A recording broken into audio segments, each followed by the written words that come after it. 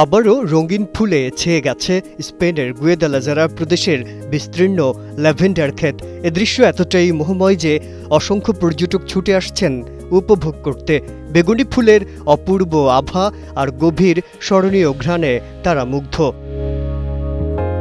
পর্যটক এলাকাবাসী ধীরে ধীরে হেঁটে যাচ্ছেন ফুলের সারির মধ্য দিয়ে। কেউ কেউ ছবি তুলেছেন, কেউ আবার নিজেদের হারিয়ে ফেলেছেন এই অপার্থিব পরিবেশে।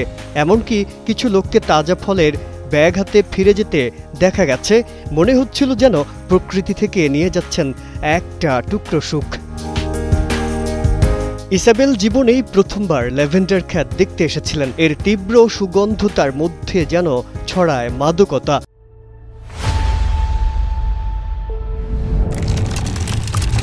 আমার মনে হয় এগুলো সত্যিই চমৎকার।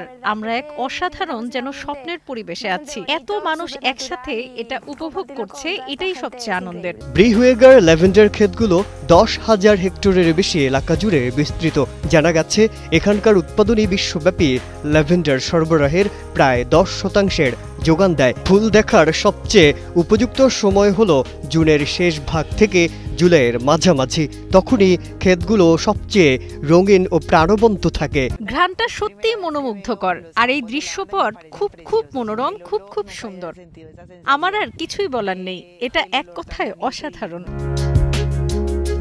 এই শহরকে স্প্যানিশ প্রোভস বলে ডাকা হয়। প্রকৃতি, নিস্তব্ধতা এবং এক অনন্য সংবেদনশীল অভিজ্ঞতা খুঁজেছেন যারা, তাদের কাছে ব্রিহুয়েগা এখন এক জনপ্রিয় গন্তব্যে পরিণত হয়েছে। মাজহারুল আলম, কালের কণ্ঠ।